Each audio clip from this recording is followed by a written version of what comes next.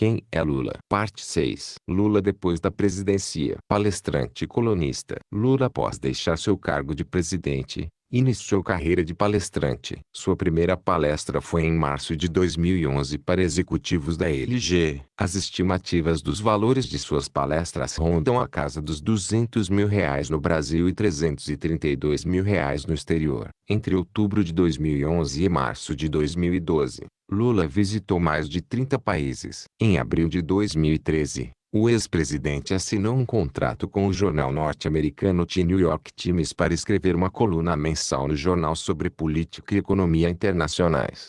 Nomeação como ministro-chefe da Casa Civil. Em 16 de março de 2016, Lula foi nomeado pela presidente Dilma Rousseff para o cargo de ministro-chefe da Casa Civil, substituindo Jacques Wagner. A cerimônia de posse foi realizada no dia seguinte no Palácio do Planalto. A partir de gravações telefônicas que tiveram seu sigilo levantado pelo juiz Sérgio Moro, e do andamento de processos em que Lula era investigado, alguns juristas criticaram a nomeação por verem o objetivo de movimentar o foro dos processos através do foro privilegiado. Houve protestos em 18 estados e no Distrito Federal para se manifestar contra a nomeação. A nomeação foi alvo de disputas na Justiça Federal. Nas horas seguintes após sua oficialização, 3 juízes federais concederam liminares barrando a nomeação, mas foram revertidos por instâncias superiores. Em decisão monocrática, o ministro Gilmar Mendes, do STF, suspendeu a nomeação. A decisão foi proferida em ação apresentada pelos partidos PSDB e PPS. Na decisão, o ministro afirmou ter visto intenção de Lula em fraudar as investigações sobre ele na Operação Lava Jato. Após o impeachment da presidente Dilma, Gilmar Mendes extinguiu o processo por perda de objeto, mas Lula recorreu solicitando que o STF julgue o processo e corrija o possível erro histórico.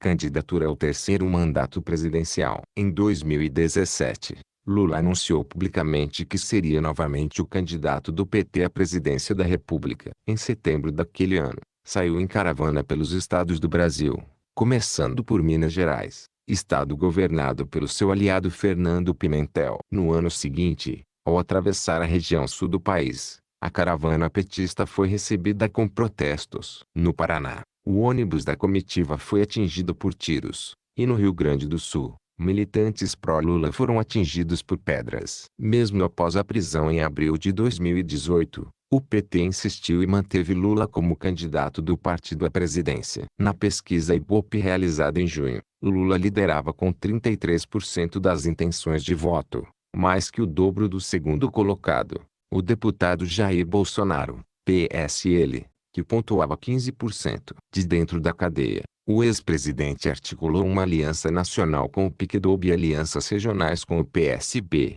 contribuindo para isolar a candidatura de seu maior adversário no campo da esquerda, o ex-governador do Ceará Ciro Gomes.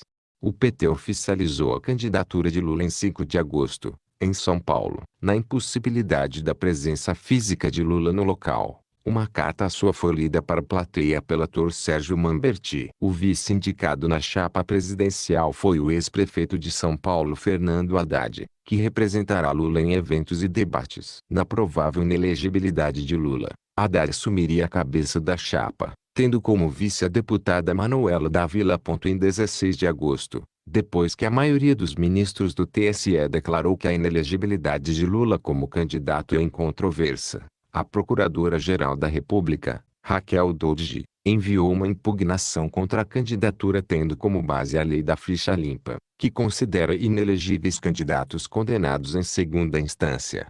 O Comitê de Direitos Humanos da ONU recomendou, em 17 de agosto, que fosse assegurado a Lula o acesso apropriado à imprensa e a integrantes de seu partido político. Segundo o texto, também foi solicitado que Lula não fosse impedido de concorrer às eleições presidenciais de 2018 até que todos os recursos pendentes de revisão contra a sua condenação fossem completos em um procedimento justo em que a condenação fosse final. No entanto, em 1º de setembro, o Tribunal Superior Eleitoral TSE decidiu por 6 votos a 1, que o ex-presidente não pode concorrer um terceiro mandato com base na lei da ficha limpa. A defesa entrou com recurso, negado em 6 de setembro pelo relator Edson Fachin, o único que votou a favor de deferir a candidatura outrora. O Comitê da ONU fez nova manifestação em 10 de setembro reafirmando a obrigação do governo brasileiro de cumprir a recomendação para garantir a candidatura de Lula. No dia seguinte, o PT anunciou oficialmente que Haddad seria o novo candidato do partido nas eleições presidenciais de 2018. Acusações de corrupção. A partir do início de 2016, a vida do político passou a mostrar-se bem conturbada, com investigações contra si por acusações dos crimes de lavagem de dinheiro, falsidade ideológica e ocultação de patrimônio. Lula é réu em 10 ações penais, algumas das quais estão no âmbito da Operação Lava Jato. Em janeiro de 2016, o Ministério Público de São Paulo considerou ter obtido indícios suficientes para denunciar o ex-presidente Lula pelo crime de lavagem de dinheiro. Segundo a investigação, a construtora OAS, investigada na Operação Lava Jato, teria reservado para a família do petista um apartamento triplex no Guarujá, e pagado, ainda segundo a investigação, por uma reforma estrutural no imóvel no valor de R$ 777 mil. Os promotores apuram também se a construtora usou outros apartamentos no mesmo prédio para lavar dinheiro ou beneficiar outras pessoas indevidamente. Em fevereiro do mesmo ano, Sérgio Moro autorizou a abertura de inquérito para que a Polícia Federal investigasse o sítio Santa Bárbara, em Atibaia, usado pelo ex-presidente. A família de Lula usa frequentemente o sítio, que foi reformado em 2011. Segundo a revista Época, entre 2012 e 2015 Lula e a família viajaram 111 vezes ao sítio, que tem 173 mil metros quadrados, lago, piscina e uma ampla residência. O MPF suspeita que as empreiteiras OAS e Odebrecht tenham realizado obras na propriedade rural como compensação por contratos com o governo. Segundo a investigação, a reforma teria custado aproximadamente R$ 500 mil. De acordo com o Estado de São Paulo, a empreiteira OAS pagou em dinheiro vivo os móveis e eletrodomésticos da cozinha e da área de serviço do sítio, e ainda segundo o jornal o total comprado para o sítio foi de R$ 180 mil. Entretanto, os arquivos da Odebrecht que incriminam Lula, para sustentar a tese de que a construtora doou 12 milhões de reais ao petista como forma de suborno, tem data posterior à apreensão na Suíça. Sobre o sítio em Atibaia, o Instituto Lula afirmou, em nota, que o ex-presidente Lula nunca escondeu que frequenta em dias de descanso o sítio Santa Bárbara, que pertence a amigos dele e de sua família. O Instituto afirma que não há nada ilegal nestes fatos, que só eles não servem para vincular Lula a qualquer espécie de suspeita ou investigação. Acusação de interferência na Lava Jato. De acordo com a revista Isto É, em depoimentos na delação premiada, o senador do PT, Delcídio do Amaral, afirmou que o ex-presidente Lula e a presidente Dilma tentaram interferir na Operação Lava Jato com nomeação de ministros nos tribunais superiores favoráveis às defesas dos acusados.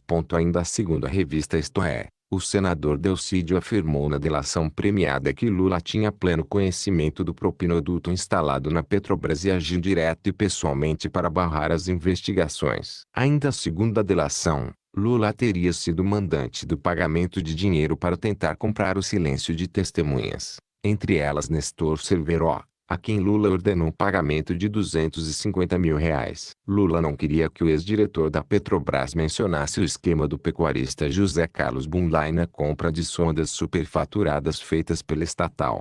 Quebra de sigilo telefônico. Sergio Moro, responsável pelos processos da Operação Lava Jato na primeira instância, retirou em 16 de março o sigilo de interceptações telefônicas de Lula. As conversas gravadas pela Polícia Federal incluem diálogo no mesmo dia com a presidente Dilma Rousseff, que o nomeou ministro-chefe da Casa Civil. Contudo, Moro declarou que Lula já tinha pelo menos a suspeita das gravações, o que comprometeria a espontaneidade e a credibilidade de diversos momentos dos diálogos. O advogado de Luiz Inácio Lula da Silva, Cristiano Zanin Martins, disse que a divulgação do áudio da conversa entre a presidente Dilma Rousseff com Lula é uma arbitrariedade e estimula uma convulsão social. A conversa telefônica se refere especialmente à oferta do cargo de ministro a Lula. Em entrevista posterior ele justificou que talvez aceitasse o cargo para ser útil ao governo, não para se proteger politicamente. Moro afirmou que havia indícios de uma tentativa de influenciar ou de obter auxílio de autoridades do Ministério Público ou da magistratura em favor do ex-presidente, mas sem provas da participação das pessoas mencionadas. Houve ainda uma referência à ministra Rosa Weber, do Supremo Tribunal Federal, STF, provavelmente para obtenção de decisão favorável ao ex-presidente na ACO 2822. Ela negou um pedido apresentado pela defesa do ex-presidente para suspender duas investigações sobre um triplex em Guarujá, São Paulo e um sítio em Atibaia, São Paulo ligados a ele, no que recebeu elogios de Moro no seu relatório.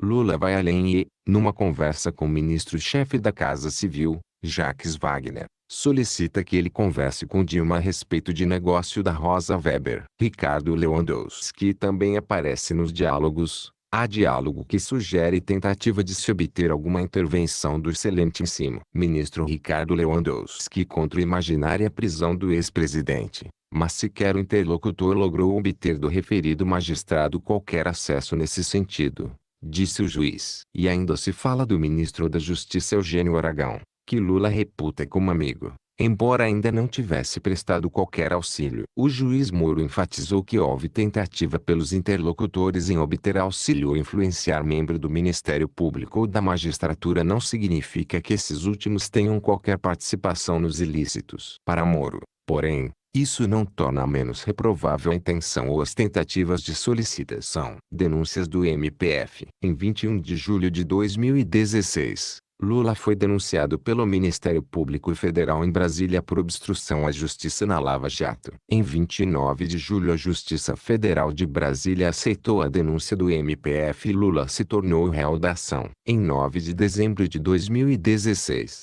o MPF denunciou à Justiça o ex-presidente Lula e o filho dele, Luiz Cláudio Lula da Silva, pelos crimes de tráfico de influência, lavagem de dinheiro e organização criminosa no âmbito da Operação Zelotes. De acordo com a acusação, Lula integrou um esquema que vendia a promessa de interferências no governo federal para beneficiar empresas. Condenações judiciais. Em conversas em grupo entre membros da equipe de promotores dias antes de apresentar a acusação, Dallagnol expressou suas crescentes dúvidas sobre dois elementos-chave do caso da promotoria: se o tríplice era de fato de Lula e se tinha algo a ver com a Petrobras. Em 12 de julho de 2017, o juiz Sérgio Moro sentenciou Lula a 9 anos e 6 meses de prisão pelos crimes de corrupção passiva e lavagem de dinheiro, incluindo o recebimento de propina da USA Empreendimentos no valor de R$ 2.252.472. Foi o primeiro presidente do Brasil condenado criminalmente desde a promulgação da Constituição de 1988. Houve reações de apoio e indignação por parte do meio político. Membros da antiga oposição aos governos petistas elogiaram a sentença,